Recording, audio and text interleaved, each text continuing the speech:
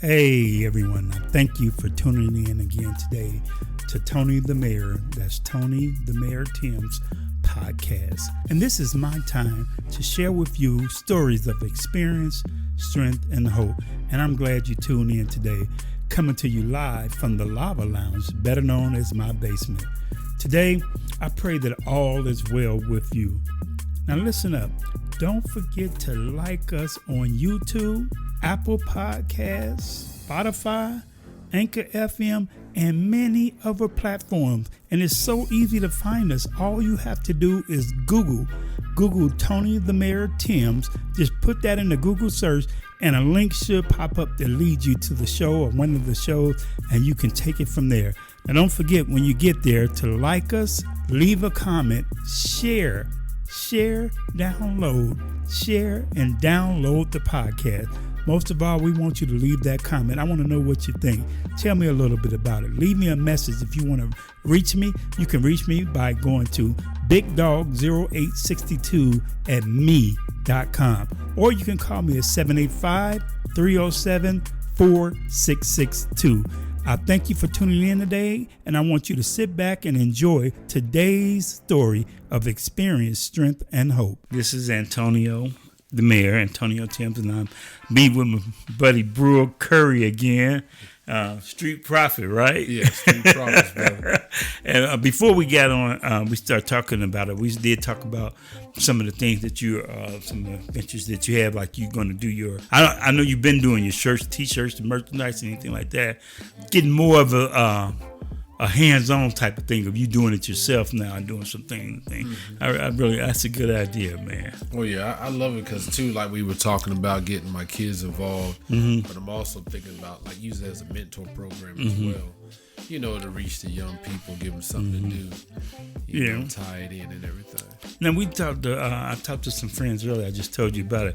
That's the one thing that I miss. You just said, and we were talking about as far as mentoring. I know one of my ex-co-workers is trying to come up with a program, but it's not exactly mentoring.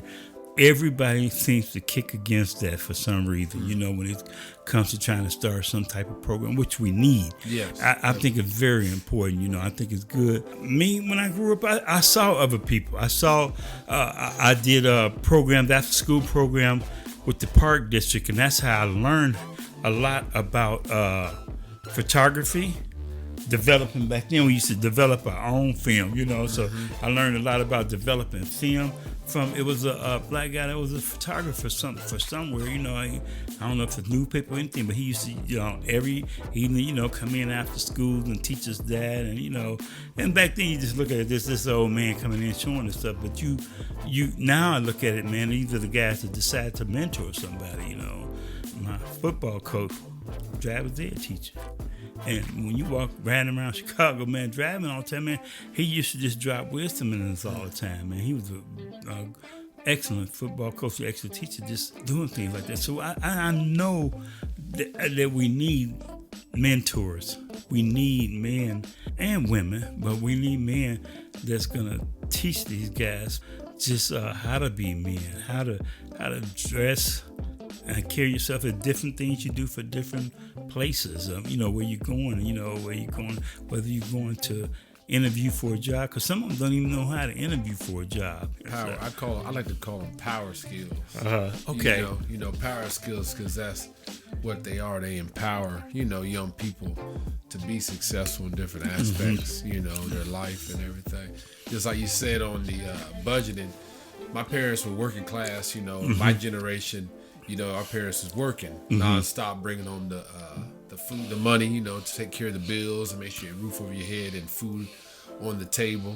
Okay. You know, but they didn't really teach me that budgeting skills. Mm-hmm. I had to learn on my own through my mistakes, but now I see how important it is. So Right. I like also to teach them basic power skills. You know, I think it's so needed. You know, and I like how you touched on man needing another man to mentor. I believe everybody should have a mentor. Right. You know, somebody to be speaking some wisdom to them. You know, I think us as males, especially black males, we lack that right now. Right. Wanting to, you know, spread wisdom to somebody else, give it to somebody else. We need to get back to that. Yeah, I can remember the first time before I started doing the part-time work there, but doing some internship down in New Direction. yeah, I can remember, and I knew Barry from around town. I used to hear Barry singing there.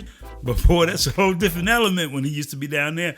But man, I was amazed at how he can go in with these guys and they still respect him. They respected him, period. You know, he can really get him sometimes. And get out of here. You know, tell him get out of the office, go back down there, call him from one end to the hall to the other, you know. Yeah. And those guys respected him, man. Those are the type of guys that, man, years later come back and see you. I had a kid do that to me, man. You know, he total disrespectful when he was young in high school, you know, to me. And I try to help him out, try to let him know a little thing. It took time to gain his respect for him to learn, but he moved away from him, came back once, and practically told me, I'm sorry, man. I've learned. And the way they say they sorry is by bringing up the stuff that they said they wasn't going to do, that they doing now. You know, man, I'm doing this now. I got this job now. You know, I'm running my own business and stuff. And I think that, I mean, just like you're doing now, I think it's going to take a lot of them, because they have in mind, bro. They have in mind. They just need, they had a man. They can come up with ideas. Sometimes say, "Wow, man!" And not all of them want to be rappers. Some of them want to be. They want to get the money so they could do this business. They want to come up with some ideas because they see now that some of these entertainers coming up with their own thing to do with their money. What I think about that is that, like you said, these young people got so many great ideas. I think it's the focus. Right. You know, staying focused and not let distractions get to them. Because I could even think about me before I finally got my feet solid on the ground, and I learned that focus is one of the biggest things you got to have, to progress at anything you're trying to do that's positive, especially positive. It's so easy to do negative and it go bad quick. You two foes in a week, you know what I'm saying, knee deep. But we're doing something good. It seems like you just gotta stay focused. And I know grinding. You come a long way. I remember when Junction City, man. Well, I remember the old down in Washington Street, Disco West and all that. I know that's all gone. But when they start hanging out in that little park, when it was roughly on 13th Street where they built a couple of low-income houses there, right on 13th between Calhoun and Clay. And then Calhoun Apartments was something else then. Yeah, Calhoun was, I was back in that era, Calhoun. It was, when the crack really hit the scene real hard and heavy. You had people coming down from Detroit, New York City. Yeah. But I remember when drugs was just really, crack was killing them, man. Yeah. So you seen that with your own eyes. Oh, yeah. I was involved in it, and trying to make $1 million, and all it did was, it made me, you know what I'm saying, in all ways. This is about 90, this is about in the 90s, early 90s, yeah. I'm gonna say some names when I get off the air if you may know them and stuff. Do. I see like at church, you see some of these young guys coming in, man. It does something to me when I see a young guy with his family coming into church. Yeah. You know. That's huge. Yeah, that is a big thing because a lot of them don't want to think about church or think that it's going to be beneficial to them, because they're always looking to get something, and they, we can get something, man, you don't have to pay nothing for. Yeah. And, and that's Jesus, Jesus. He paid it all. Yeah. Like all this stuff we're talking about is something how you go back and look at things. Everything, nothing's new. You know what I'm saying? It's just new, different things that came to the same old thing going. But I do see the big need for just us going around and just spreading the word of God, and sharing our story. Because I know me and you both have a story, a testimony, how God brought us out. And it needs to be shared, I passed by the church I think you went over there for the Vertical Church over there. Yeah, right? Vertical. And that reminded me of when I first got saved, man. When I passed by there, they were all outside. Some might be, I don't know if they have a car wash or sale, working on the building on a Saturday. You know, I remember the Saturdays, man, when I first got saved, man, we'd come down there, paint the church. We didn't put pipes in the ground before they dug up the ground because we had a leak, man. And that was the beautiful thing about when I first gave my life to Christ, man. We had a building that we used to work on, put carpet in, built the choir stand. I ain't know nothing about any of that stuff, man. But you know, our pastor's husband, he knew all that. I mean, if we couldn't, you know, nowadays these guys can figure out stuff just by they on the YouTube everything. Yeah, they found it out. It'd be beautiful if we had it back then. But you know, we said, hey, so and so know how to put in some carpet. Or this guy know, and we teach everybody how. I learned some trades that I ain't never know, man. You know, it's a little thing to do or whatever. And it was all, and we was all happy. So when I passed by that church, man, it kind of, I was one Saturday I was working, I passed out. I seen them all out there. They got the building looking good too, man. They did a lot of work to that building. I stopped by and see them, you know, they're friends, brothers and sisters of mine. And I go there and speak, you know, in time to time. And that's been another place to go, you know, outside, you know, my church family, you know, to go and just learn that we all one body. You always doing something, man. That's what I noticed, man. You before the corona pandemic hit, you was real busy. I mean, you were it seemed like every time I turned around, you was in a prison somewhere, and you was bringing the word to the prisoners, out to the community or whatever. And go, have this really affected the prison ministry though, right? Are you still able to go in? I'm not able to go in, but they took it to another step far as phone calls. So I just try to do what I can, and I have like they did the Zoom. The Zoom sometimes didn't work as good, but I do have phone conversations through to the inmates and whatnot. And I miss that a lot going in there, you know. That's a part of me. I know that's part of what God called me to do. He always take you back what he brought you out of, you know. And but yeah, so it has changed a lot for the pandemic, but I'm just praying that it'll open up here soon. I always ask you about, is it transition house or something? Those things, those are places. That's for when you get out. When you get out of prison, a place for them to go. So it's another place for discipleship. Homes is basically what it is, to break it down to, you know. And young men who are in prison gave their life to Christ, and they want to not go back to that same environment that they came out of, and they want to go in and, you know, and be disciples. You were teaching Bible study the other night, and I remember you saying something how you gained the respect of the prison guards, more or less, you know, because before you were doing wrong, you know, you had them doing wrong for it, you know. Not just the guards, but the people in there, when they knew you was knew you was real about this thing, you know. It wasn't just something, got Jesus just until I get out of here, but man, I got Jesus, but I want you to get him too, you know. It was powerful because God was just showing me, like I said, I was called to do what I was doing. It wasn't me doing it, it was him doing it through me. And, you know, I never forget a young man came to me and he was telling me how he was going to kill his father, you know, when he got out. And he was serious. And that's what he was already in for, murder. And he said, I'm going to kill him, you know. And I said to him, I, you know, walked him through it. Go ahead. I walked him through it, and I basically shared with him, you know, we all make mistakes. So he was serious. Oh, yeah. He was dead serious. So anyway, you know, to walk you, you know, quickly through the story, the end of the conversation came, he said, since you talked to me about this, he said, I'm going to give my father a chance, like he said, because he's like, I know you've been where I've been, you know, talking about in that life. And know that you truly came out of that life, you know, and that he had that respect for me that I would tell him straight up, you know. And a lot of the inmates came to me and would be like, I know you're going to tell me the truth in love, you know, and I would share that with them. Right.